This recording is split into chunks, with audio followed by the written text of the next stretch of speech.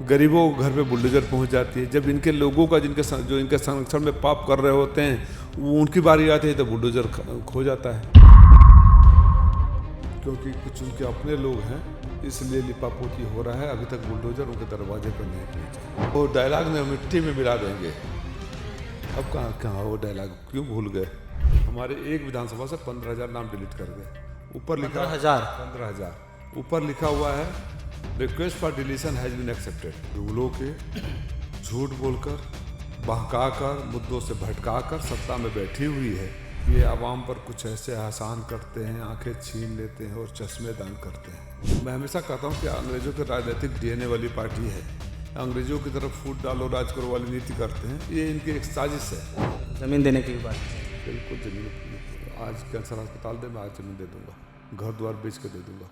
नमस्कार, हिंदी टॉप देख रहे हैं आप और मैं हूं आपके साथ जानिसार खान। संसद का इस वक्त शीतकालीन सत्र चल रहा है जहां तमाम मुद्दे पर बात हो रही है।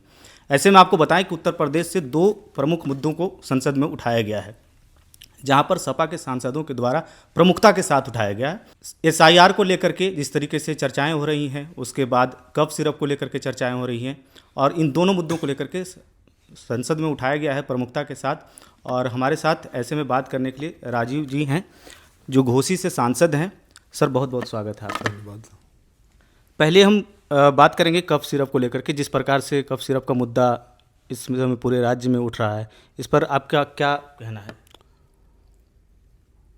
ये पाप है, अपराध है, संगठित गिरोह है। सत्ता के संरक्षण में ये अपराधी काम कर रहे हैं और दुर्भाग्य से बाबा का जो बुलडोजर झोपड़ी में जाकर माँ बेटी को रौंद देता है और आग लगा देता है, उस बुलडोजर की चाबी खो गई है, तेल ख़त्म हो गया है। क्योंकि कुछ उनके अपने लोग हैं इसलिए लिपापोती हो रहा है। अभी तक बुलडोजर उनके दरवाजे पर नहीं पहुंचा। इसकी भी तो जवाबदेही बनती है।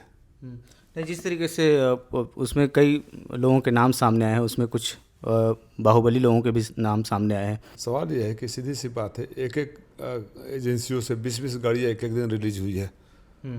बनारस से भी हुई है और लखनऊ से भी हुई है, कुछ नोएडा से भी हुई है।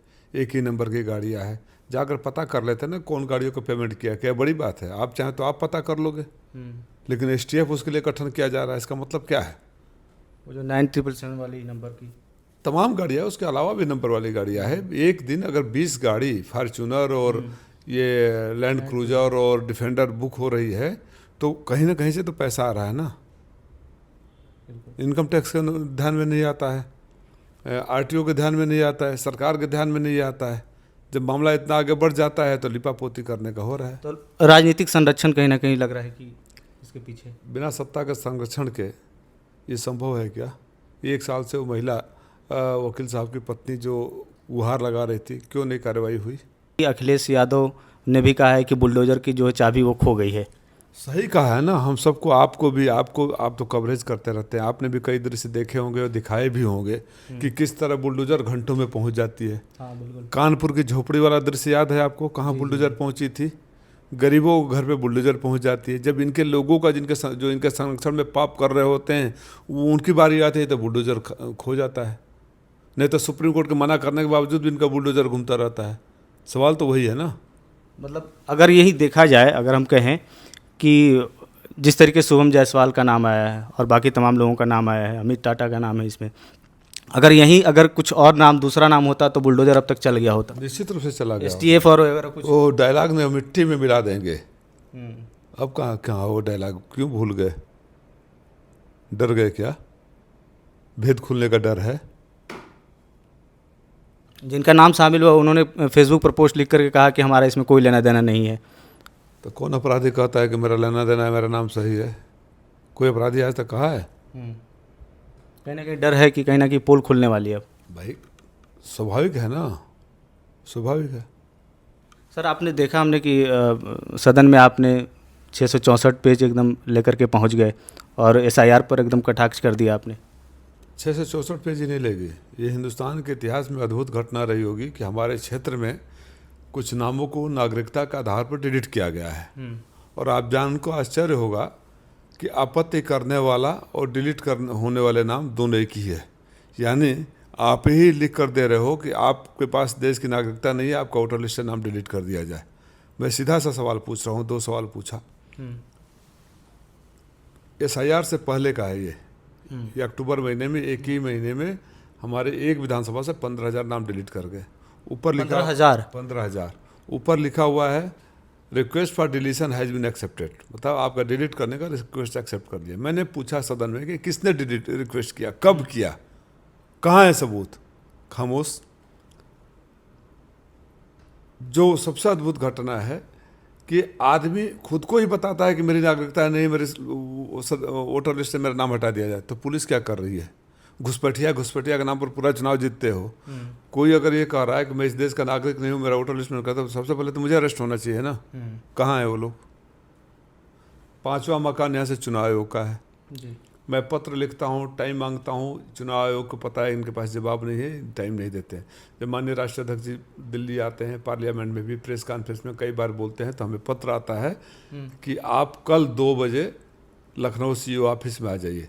ये ऐसे चुनाव आयोग है जो लोकतंत्र का मर्यादा को बनाए रखने के लिए है। सांसद, सदन चल रहा है, सांसद को कहता है सदन छोड़कर लखनऊ आप जाइए, और आज तक जवाब नहीं मिला। तो इससे बड़ा और क्या सबूत चाहिए? ये तो कागज मांगने वाली सरकार है, कागज दे दिया, सरकारी कागज दे दिया। कागज, हर बात में कागज दिखाने तो मैंने दे दिया ना, सरकारी उन्हीं का कागज उनके मुंह पर मार दिया, सदन में लहरा के मार दिया, बार बार बोल के मार दिया, चुनौती देकर उनके मुंह पर मार दिया। और कल गृह मंत्री जी खड़े हुए थे, जवाब नहीं था उनके पास। कोई जो आज तो देखा हमने कि किस तरीके से उन्होंने अपशब्द का इस्तेमाल किया सदन में। वो जो करें, मेरे भाई आप क्या अपेक्षा करते हैं, क्या अपेक्षा करते हैं? पॉल्यूशन है दिल्ली में, इंडिगो फ्लाइट क्राइसिस चल रहा है, और वंदे मातरम पर हम चर्चा कर रहे हैं। सरकार जुमलों के झूठ बोलकर, बहकाकर, मुद्दों से भटकाकर सत्ता में बैठी हुई है। इन्होंने सोचा कि वंदे मातरम पर चर्चा करा के किसी पार्टी विशेष को या उसके नेता विशेष को 4 लाइनों के लिए घेरेंगे। वो 4 लाइनों का सच बाहर तो आया नहीं आया, लेकिन इस देश के सामने सच बाहर आ गया कि ये वो पार्टी सत्ता में बैठी है जिनके राजनीतिक पूर्वज अंग्रेज़ों के गुलाम थे, मुखबिर थे, माफ़ी मांगते थे, पेंशन लेते थे, और कभी भी देश के लिए खड़े नहीं हुए, न आज़ादी से पहले न आज़ादी के बाद। 10 को तक न तिरंगा लहराए, न झंडा फहराए, न राष्ट्रगान किया, और ये आज सबसे बड़े राष्ट्रभक्त, देशभक्त बन रहे हैं। कहीं ना कहीं उल्टा पड़ गया, सेल्फ गोल कर गए।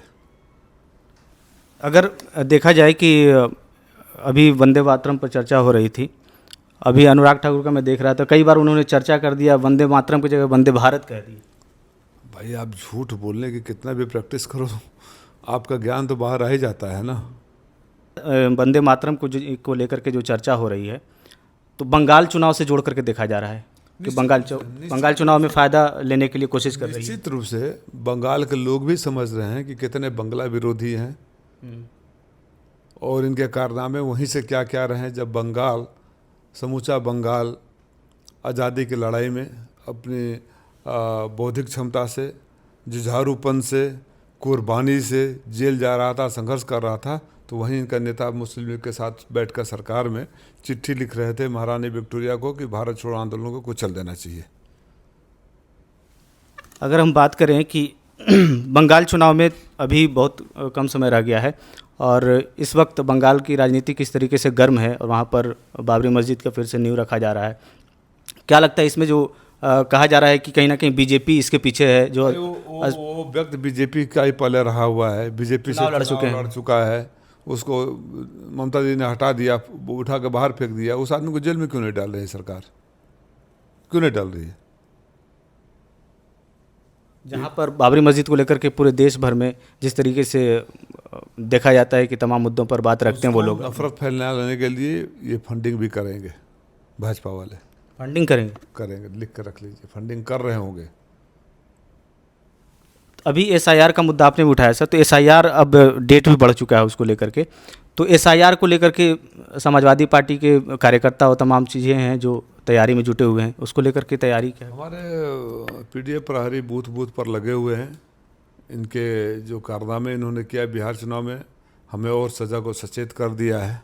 हम और जोर शोर से, तत्परता से लगे हुए हैं लोकतंत्र की रक्षा करने के लिए, बूथ की रक्षा करने के लिए, आपके अधिकार की रक्षा करने के लिए, आपके भविष्य की रक्षा करने के लिए, आपके वोट की रक्षा करने के लिए। तो बिहार में हमने देखा कि जिस तरीके से बिहार में महागठबंधन की हार हुई, तो उससे क्या सबक सीखा है समाजवादी पार्टी ने, और उत्तर प्रदेश का चुनाव भी करीब है। हर चुनाव में कभी लाडली बहना के नाम पर, कभी जीविका बहना के नाम पर, तो कभी किसी और के नाम पर चुनाव के दौरान, और ऐसा अंधा धृतराष्ट्र चुनाव आयोग बैठा हो जो चुनाव के दौरान पैसे डलवाता हो, और उसके बाद ये लोग फिर उसी जनता के कभी खाद चोरी करते हो, महंगाई डालते हो, नौकरियां नहीं देते हो, तनख्वाह नहीं देते हो। मैंने आज कहा था ये आवाम पर कुछ ऐसे एहसान करते हैं, आंखें छीन लेते हैं और चश्मे दान करते हैं। तो यही हाल है, चुनाव आएगा, चश्मा दान करने लगे, उसके बाद आंखें छीन लेते हैं। तो जनता समझ गई ना, कितनी बार करोगे आप। तो कहीं ना कहीं जो देखा हमने कि बिहार चुनाव से पहले जो बांटे गए पैसे, वो कहीं ना कहीं रणनीति कहीं यूपी में भी देखिए, आप उस प्रदेश को गरीब बनाए रखो। प्रधानमंत्री जी कहते हैं कि मैं यहाँ से गुजरात का ट्रेन शुरू करा दिया कि मजदूरों को परेशानी नहीं। मैंने मान के चलते हैं कि बिहार उनके लिए गुजरात के मजदूर ही है।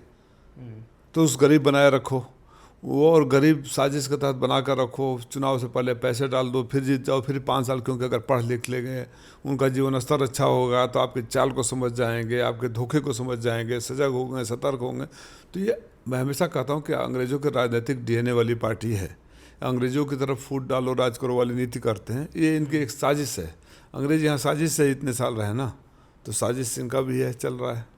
आपने देखा हमने कि अभी आप 3 बिल लेकर के आए हैं, प्राइवेट बिल लेकर के आए हैं, आप उसको लेकर। मैं पार्लियामेंट में अपनी पार्टी की तरफ से सबसे ज़्यादा बोलने वाला, सबसे ज़्यादा सवाल करने वाला, सबसे ज़्यादा बिल लाने वाला हूँ, और तीनों बिल महत्वपूर्ण है। मैं जिस लोकसभा से आता हूँ वहाँ के एक बहुसंख्यक आबादी, बहुसंख्यक इन द टर्म से एक समुदाय के सबसे ज़्यादा लोग अगर हैं तो माइनॉरिटी के लोग हैं। बुनकर वहाँ 500 साल से एक व्यवसाय रहा है, एक कला रहा है। लोग अपने पैरों पर खड़े थे, बिना सरकार के ऊपर बोझ बने। चूँकि एक समुदाय विशेष का जानकर उस बुनकर उद्योग को, बुनकरों को तबाह कर दिया गया। आज पलायन और भुखमरी के कगार पर है। तो उनके बच्चों की पढ़ाई, उनका भविष्य, उनके मकान, उनकी चिकित्सा, उनकी सुरक्षा, उनको आगे बढ़ने के मौके देने के लिए मैं एक बुनकरों के लिए बिल लेकर आया। मऊ में 2 तरफ से नेशनल हाईवे है। मेडिकल हब के नाम पर अवैध अस्पताल सत्ता के संरक्षण में, माफिया सत्ता, चिकित्सा माफिया के संरक्षण में खुल रहे हैं। सरकार को लिए वहाँ ज़मीन उपलब्ध है। मैंने वहाँ के लिए एम्स के लिए मांग किया है। और एक अपनी जो हम लोग की खुशबू है, हमारी भाषा है भोजपुरी, कई देशों में बोली जाती है भारत के अलावा भी, उसको संविधान की 8वीं अनुसूची में शामिल करने के लिए मैंने मांग किया है। और कैंसर अस्पताल की भी मांग की है आपने? कैंसर अस्पताल एक स्टोरी सुना से चल रहा है, वो बिल नहीं लाया हूँ उसके लिए, वो अलग से आपने वो अलग से मांग किया हूँ। और ज़मीन देने की भी बात की आपने? बिल्कुल, ज़मीन आज कैंसर अस्पताल दे, मैं आज ज़मीन दे दूँगा, घर द्वार बेच के दे दूँगा। तो हमारे साथ राजीव राय जी थे, जो प्रमुखता के साथ और मुखरता के साथ संसद में इस समय अपनी बात उठा रहे हैं, तमाम मुद्दों पर अपनी बात रख रहे हैं। आपको ये बातचीत कैसी लगी, कमेंट में ज़रूर बताइएगा।